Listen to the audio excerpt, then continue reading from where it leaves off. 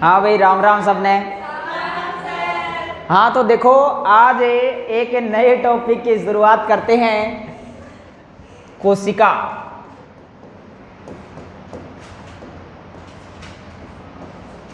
कोशिका की अगर हम बात करें तो बायोलॉजी यानी जीव विज्ञान में एक महत्वपूर्ण भूमिका निभाता है ये टॉपिक है, और अनेकों प्रतियोगी परीक्षाओं के अंदर इससे क्वेश्चन बनते हैं। हाँ, बीच में गाना भी चल रहा है कईया का। हाँ तो देखते हैं, देखो कोशिका की बात करते हैं तो कोशिका का अध्ययन, कोशिका का अध्ययन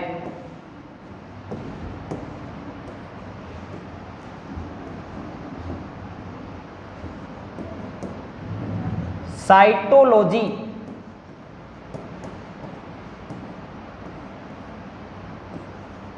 यानी कोशिका विज्ञान,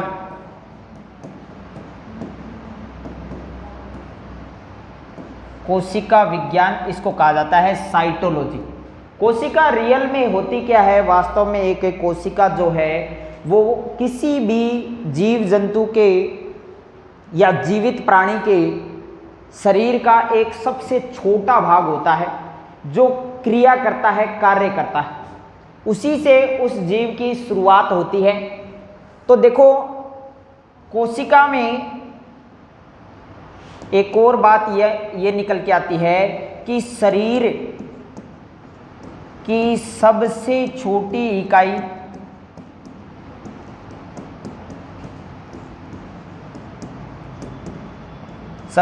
इकाई बिल्डिंग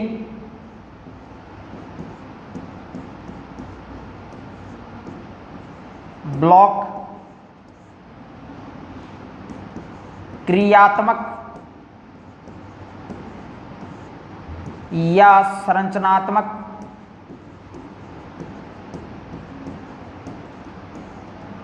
इकाई, या फिर हम बोल दें कि मूलभूत इकाई।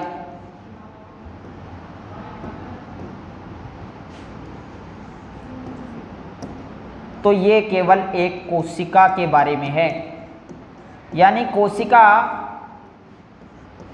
यानी सेल जो होती है वो एक जीव के, प्राणी के जो शरीर होता है, शरीर की सबसे छोटी इकाई, बिल्डिंग ब्लॉक इसको हम बोल सकते हैं। इसी से मिलकर सारा शरीर बना है, तो इसलिए इसको बिल्डिंग ब्लॉक भी कह दिया जाता है। क्रियात्मक या संरचनात्मक इकाई, मूलभूत इकाई के रूप में शरीर की कोशिका देखी जाती है। समझ में आ गया? कोशिका। तो देखो, कोशिका की एक और बात निकल के आती है कि कोशिका से समान आकार की अगर कोशिकाएं हैं तो उनके मिलने से क्या बनता है? उत्तक का निर्माण होता है, टिश्यू का निर्माण होता है। कोशिका यानी सेल, सेल के मिलने से यानी किसका निर्माण होता है? उत्तक का निर्माण होता है। उत्तक यानी टिश्यू, टिश्यू का निर्माण होता है। फिर उत्तकों के मिलने पर अंग का निर्माण होता है।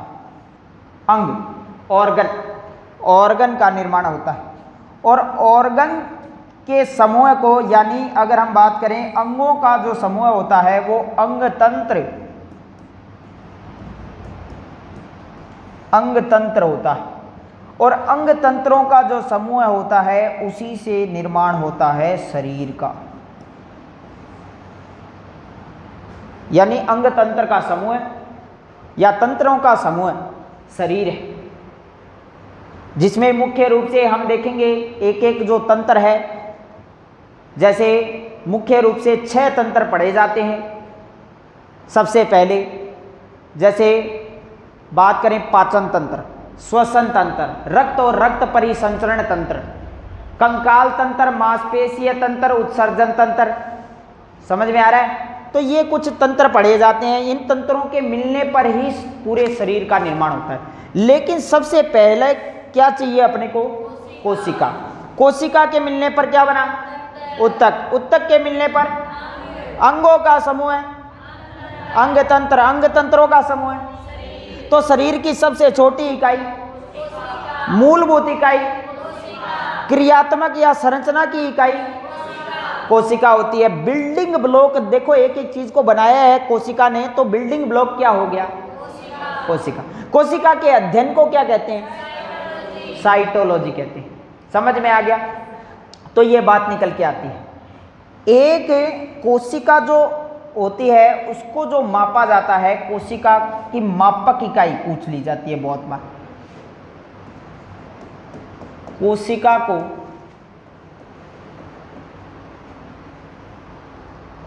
को मापा जाता है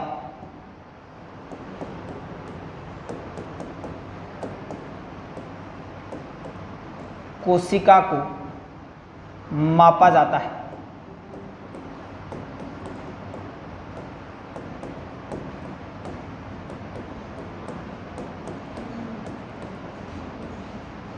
माइक्रोन।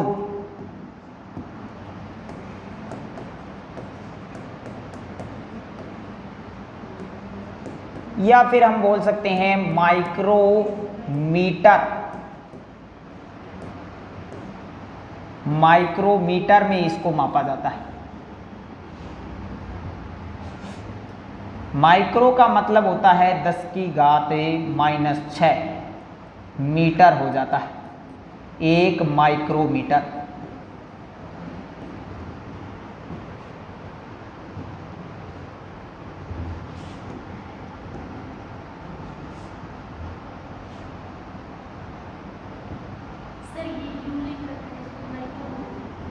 ये यू नहीं है बेटा, ये माइक्रो का साइन है, ठीक है? ये माइक्रो का साइन, माइक्रोमीटर। अब देखो कोशिका की खोज किसने करी थी? कोशिका की खोज। इसके ऊपर बात हम कर लेते हैं। कोशिका की जो खोज है, इसके ऊपर 2 तथ्य निकल के आते हैं। एक तो ये तथ्य निकल के आता है कि मृत कोशिका या सबसे पहले कोशिका की खोज, या हम बोल सकते हैं सबसे पहले कोशिका की खोज।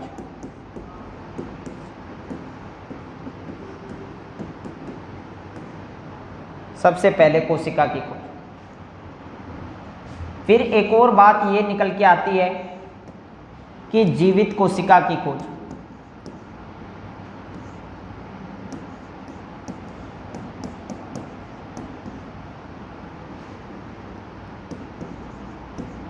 जीवित कोशिका की खोज।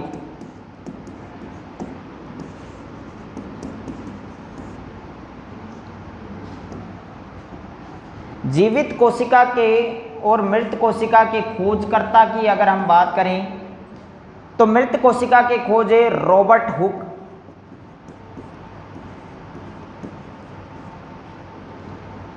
के द्वारा की जाती है। रॉबर्ट हुक जो थे वो इंग्लैंड के थे और 1665 में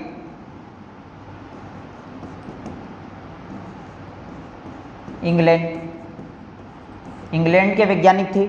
रॉबर्ट हुक के द्वारा इसकी खोज की जाती है। जीवित कोशिका की बात करें एंटोन वॉन ल्यूवेनहॉक।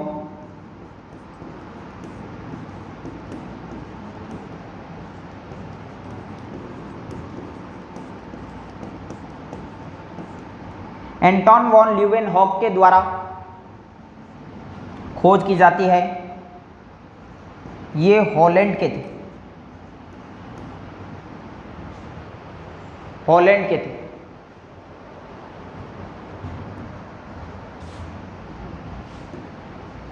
और इनके द्वारा 1674 ईस्वी में ये खोज की जाती है। 1674 में इनकी अगर हम बात करें, इन्होंने मृत कोशिका की खोज की। मृत कोशिका का मतलब है इन्होंने लकड़ी, जिसको अगर किसी पादप से अलग कर दिया जाए, लकड़ी एक टहनी जो होती है, टहनी को अगर पादप से अलग कर दिया, जीवित पृथ्वी के ऊपर जीवित जो जीव होते हैं वो दो ही को माना गया है, एक तो जो सामान्य जीव जंतु है और दूसरा है पेड़ पौधे। समझ में आ गया? इनको बायोटिक बोल सकते हैं, जैविक बोल सकते हैं।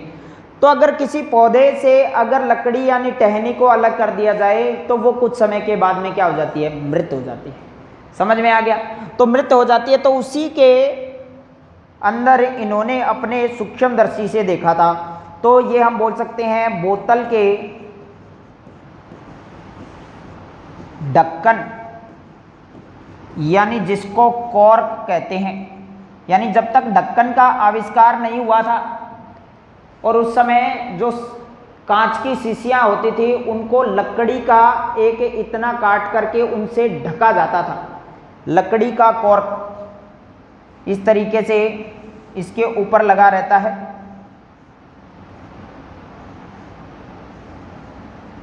ये होता है कॉर्क। कॉर्क में सबसे पहले देखा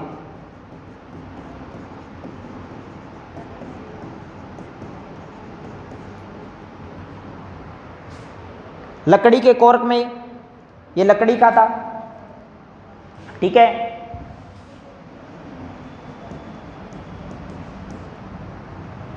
ये बात समझ में आई अभी तक?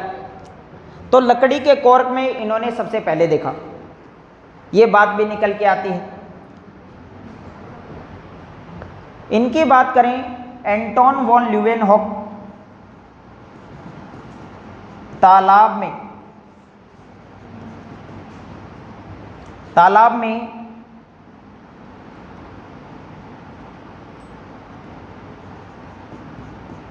कोशिका को देखा। अब ये किस रूप में देखते हैं वो हम बात करते हैं। ये लिख लिया क्या? तालाब में इनके द्वारा देखा जाता है कोशिका को।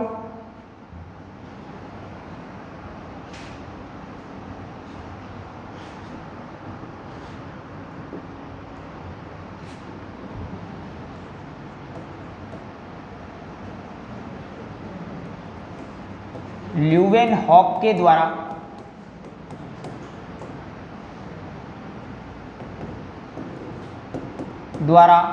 प्रोटोजोआ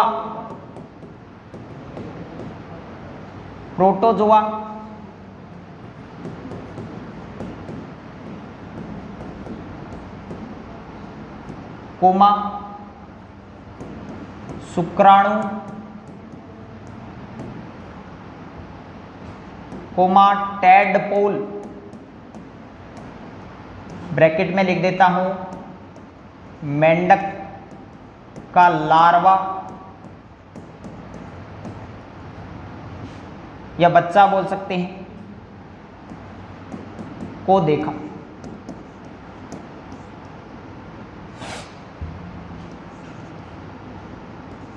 नाम दिया इन्होंने, कोशिका को नाम क्या दिया? कोशिका को ये नाम देते हैं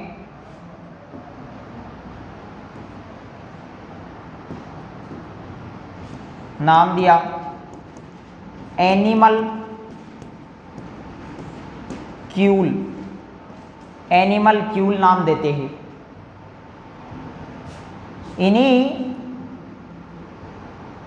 इन्हीं सब चीजों के कारण इनको देखो क्या क्या कहा जाता है, प्रोटोजोआ के खोजकर्ता।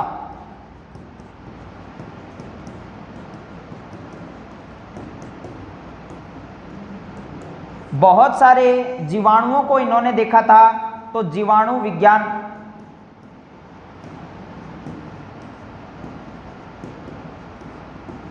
के जनक, जीवाणुओं के बारे में बात बताई थी इन्होंने। बैक्टीरियोलॉजी हम कह सकते हैं, जीवाणु विज्ञान के जनक। ये सारी बातें निकल के आती है इनके बारे में। रॉबर्ट हुक की बात करें, रॉबर्ट हुक के द्वारा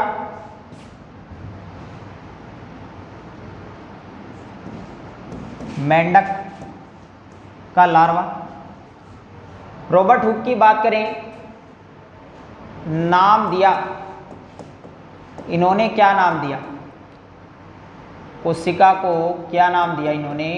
सेल्यूला ई सेल्यूला।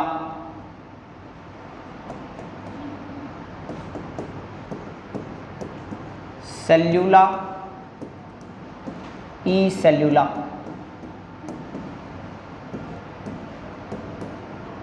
सेल्यूला का अर्थ पूछ लिया जाता है, सेल्यूला का अर्थ होता है खाली कमरा।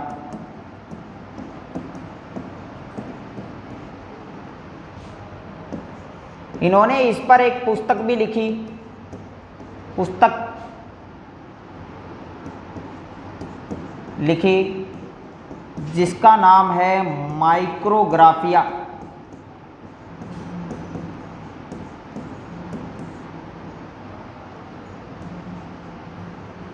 माइक्रोग्राफिया पुस्तक लिखी।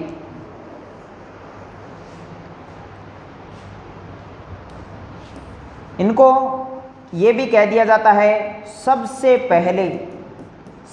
पहले कोशिका को देखने वाले यही है, तो कोशिका भित्ति को भी इन्होंने ही देखा था। कोशिका भित्ति जो पादप कोशिका में होती है, जंतु कोशिका में कोशिका भित्ति नहीं पाई जाती है, सबसे पहले कोशिका भित्ति को देखा।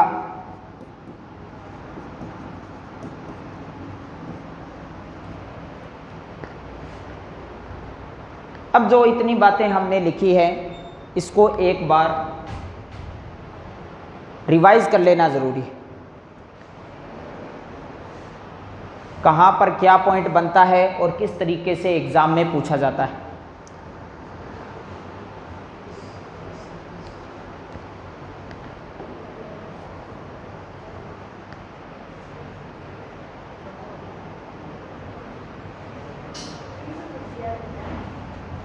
लिख लिया? अब देखो, सबसे पहले हमने क्या बात देखी? सबसे पहले बात तो ये देखी कि कोशिका का अध्ययन क्या कहलाता है? साइटोलॉजी। ठीक है, अपने शरीर की सबसे छोटी इकाई, मूलभूत इकाई कोशिका होती है। ठीक है, अगर हम बात करें बिल्डिंग ब्लॉक के रूप में भी किसको जाना जाता है? कोशिका। कोशिका के मिलने से क्या बनता है? ऊतकों के मिलने से अंग से मिलकर और अंग तंत्र से मिलकर शरीर बनता है। ठीक है, फिर हमने बात निकाली कि कोशिका को मापा जाता है माइक्रोम यानी माइक्रोमीटर। 1 माइक्रोमीटर बराबर 10 की घात -6 मीटर होती है। समझ में आ गया? फिर बात करते हैं कोशिका की खोज। कोशिका को सबसे पहले जो खोजा गया था वो किसके द्वारा खोजा गया था? Robert Hooke. कब खोजा गया? कहाँ के थे? इंग्लैंड के। ये भी पूछ लिया जाता है कि ये कहाँ के थे? इंग्लैंड के। अगर हम बात करें इनके द्वारा जो कोशिका खोजी गई थी वो जीवित थी क्या? जीवित नहीं थी, वो क्या थी? मृत थी। ठीक है, क्योंकि इन्होंने ये जो कोशिका देखी वो किसमें देखी? कॉर्क। कॉर्क लकड़ी का था। ठीक है, और लकड़ी का एक तरीके से बोल सकते हैं ढक्कन। ठीक है, तो इसमें सबसे पहले इन्होंने देखा। तो कोशिका को सबसे पहले देखने वाले रॉबर्ट हुक। रॉबर्ट हुक के अलावा अगर हम बात करें इसके बाद में, ये तो थी मृत कोशिका के बारे में, समझ में आ गया? मरी हुई कोशिका। लेकिन बाद में पता लगा कि जीवित कोशिका होती है। समझ में आ गया? और जीवित कोशिका के खोजकर्ता कौन हो गए? ल्यूवेनहॉक। ये कहाँ के थे? हॉलैंड के थे। कब इन्होंने बताया? 1674 में। लेकिन बात यह है कि इनके द्वारा 2 साल रिसर्च की जाती है और वो रिसर्च की जाती है जीवाणुओं पर। किस पर है? जीवाणुओं पर। तो इसी वजह से देखो हमने ये बात आगे लिख रखी है कि इनको क्या कहा जाता है? जीवाणु विज्ञान के जनक। लेकिन इनको ये नहीं पता था कि ये जो जीव है ये एक कोशिका से ही तो बने हैं। जो जीवाणु होते हैं, वो जितने भी जीवाणु होते हैं वो एक ही कोशिका से बने होते हैं। किससे बने होते हैं? एक कोशिका से। बाद में इनको पता लगता है 1974 में, और फिर ये अपनी फाइल निकालते हैं और उसमें ये नाम देते हैं। क्या नाम देते हैं? एनिमैलिक्यूल। ठीक है, और इन्होंने क्या क्या देख लिया? प्रोटोजोआ, शुक्राणु, टेडपोल। ठीक है, टेडपोल क्या होता है? मेंढक का लार्वा। शुक्राणु के बारे में आगे हम पढ़ेंगे कि मानव की सबसे छोटी जो कोशिका होती है शुक्राणु होती है। इसको भी देखने वाले कौन है? हाँ, एंटोन वॉन ल्यूवेनहॉक। ठीक है, शॉर्ट नाम में यहाँ अपने घर को नाम ले इसका ल्यूवेनहॉक। समझ में आ गया, यो एक पेज को नाम हो गयो एनाकोलिया।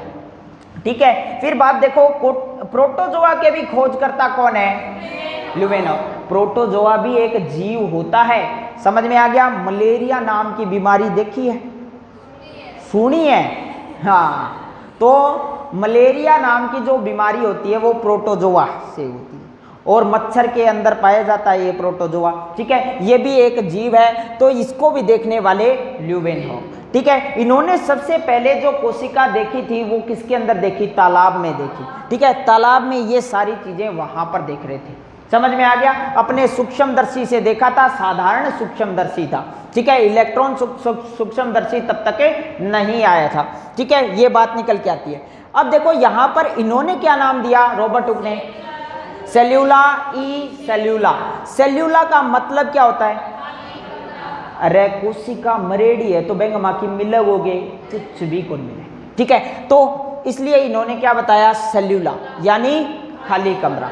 ठीक है, तो अगर ये बात पूछ लिया जाए कि सेल यानी कोशिका नाम किसने दिया, तब भी देखो ये सेल्यूला से क्या बनता है? सेल बनता है। ठीक है, सेल यानी कोशिका नाम दे दिया था इन्होंने। ठीक है, फिर आगे बात करते हैं। देखो पुस्तक लिखी कौन सी? इसके अंदर सारी बात का वर्णन मिलता है। सबसे पहले देखो कोशिका भित्ति को देखने वाले भी कौन हो गए? फिर रॉबर्ट हुक, क्योंकि इन्होंने किस में देखा था? लकड़ी के कॉर्क में। लकड़ी किसकी? पादप की। ठीक है, तो उसमें कोशिका कौन सी? पादप कोशिका। और पादप कोशिका में ही क्या होती है? कोशिका भित्ति। समझ में आ गया। तो ये बात निकल के आ जाती है। और अपनी लास्ट बात नोट कर लेते हैं कि बाद में विकसित होता है इलेक्ट्रॉन सूक्ष्मदर्शी। इलेक्ट्रॉन सूक्ष्मदर्शी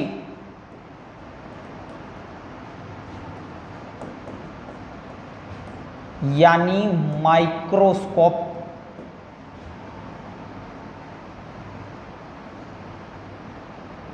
माइक्रोस्कोप और इसके खोजकर्ता हैं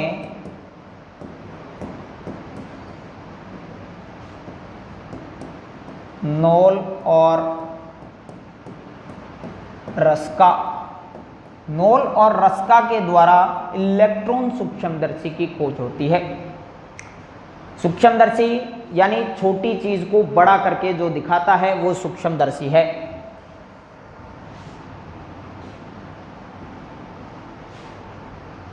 नाम आता है कोशिका सिद्धांत।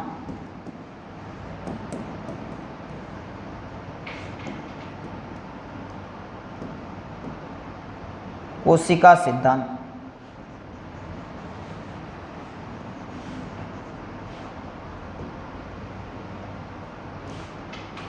दो व्यक्तियों का नाम आता है और एक का नाम तो है स्लाइडन और एक का नाम है स्वान।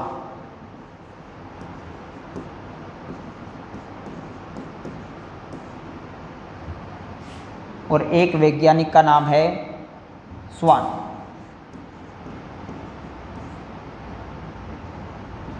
स्लाइडन और स्वान।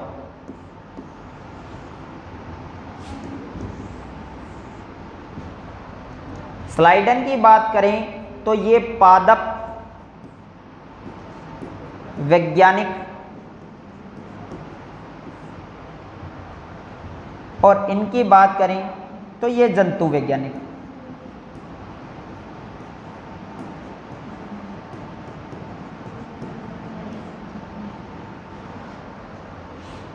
तो इनके द्वारा पादप कोशिका सिद्धांत प्रस्तुत किया जाता है और इनके द्वारा जंतु कोशिका सिद्धांत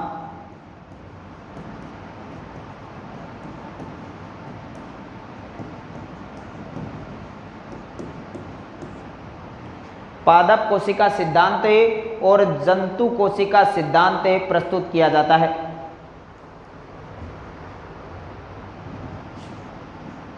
ये 1838 में, ये 1839 में।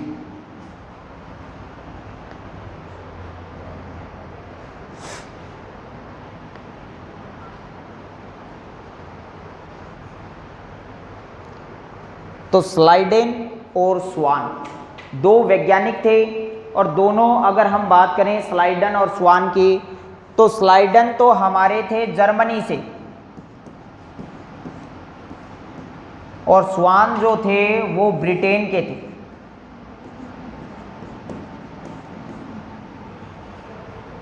जर्मनी के मुख्य रूप से स्लाइडन के द्वारा पादप कोशिका सिद्धांत दिया जाता है, स्वान के द्वारा जंतु कोशिका सिद्धांत दिया जाता है।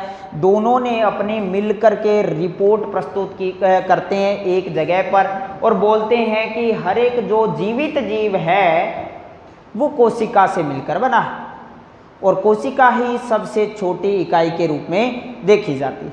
ठीक है, जीवित है तो उसमें क्या मिलेगा? कोशिका मिलेगी। अगर जीवित नहीं है तो उसमें कोशिका नहीं मिलेगी। लेकिन इसका एक अपवाद निकल के आ जाता है, नाम है वायरस। समझ में आ गया? जो दुनिया में जिसने कोहराम मचा रखा है, लॉकडाउन कर दिया, दुनिया को अंदर बिठा दिया है। समझ में आ गया? तो वो इसका अपवाद है, वो एक कोशिका नहीं है। वायरस में कोई कोशिका नहीं होती, लेकिन फिर भी वो जीवित हो जाता है। समझ में आ गया? तो इनका तो कहना ये था कि जो भी जीवित होगी तो वो कोशिका उसके अंदर होगी, कोशिका है तभी वो जीवित है। समझ में आ गया? लेकिन ये तो अपवाद आ गया, इसमें तो कोई कोशिका नहीं है और फिर भी वायरस जीवित हो जाता है और एक व्यक्ति को खत्म भी कर देता है। समझ में आ गया? इतनी खतरनाक चीज निकल के आती है तो कोशिका सिद्धांत का अपवाद हो जाता है, वो हम देखेंगे। यहां तक की बातें सभी ने लिख ली? यहां तक की बातें याद करके आनी है अच्छे तरीके से।